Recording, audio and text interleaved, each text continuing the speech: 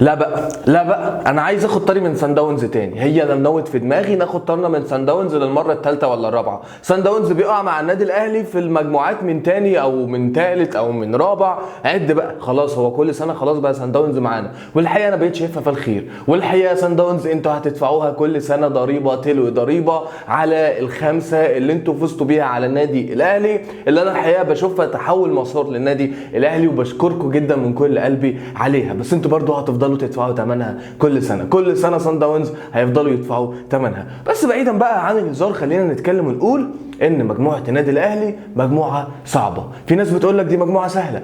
اي مجموعه سهله بالنسبه للنادي الاهلي، والنادي الاهلي قادر يصعد من اي مجموعه، ولكن انا شايفها مجموعه صعبه. انت معاك مين؟ انت معاك سان داونز، فريق بيلعب كوره كويس جدا، فريق منظم، انا بشوفه من اقوى او يمكن من اقوى 3 فرق في افريقيا. معاك مين تاني؟ معاك الهلال السوداني، وده المباراه اللي بتكون على ارضه بتكون ارخم مباراه ممكن تشوفها، وكلنا لينا ذكرى مع مباراه الهلال السوداني، اخر مباراه في دور المجموعات من بطوله التاسعه اللي قلبنا وقع فيها اما جابوا جول في الاخر وخلاص كان النادي الاهلي بره البطوله، ولكن الحمد لله بيحتسب تسلل. وشفنا احداث الشغب اللي حصلت في السودان في مباراة الهلال السوداني. فهي مباراة بتكون رخمة جدا بعيدة عن اجواء الكورة، فبتكون حاجة صعبة جدا. معاك مين تاني؟ معاك القطن الكاميروني. يعني يا سيدي انت هتسافر لجنوب افريقيا، انت هتسافر يا سيدي للسودان، ماشي جنبنا ايه مفيش مشكلة، هتسافر يا سيدي للكاميرون. 3 فرق افريقية، الثلاثة ارخم من بعض.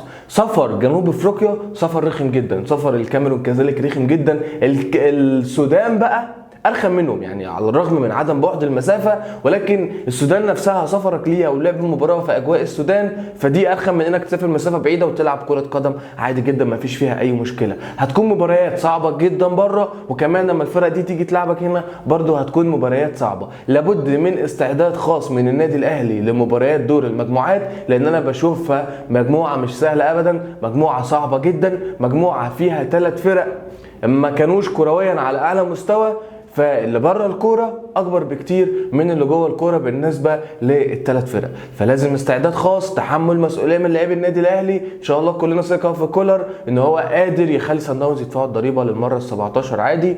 واحنا بنرحب بسان داونز الحقيقه كل ما مره في دور المجموعات، وانا بقيت بشوفهم فال خير لينا كده. دي كده كانت مجموعه النادي الاهلي بيقع مع سان داونز كالعاده، مع الهلال السوداني اللي برضو تقريبا بيقع معانا كتير جدا، ومع القطن الكاميروني.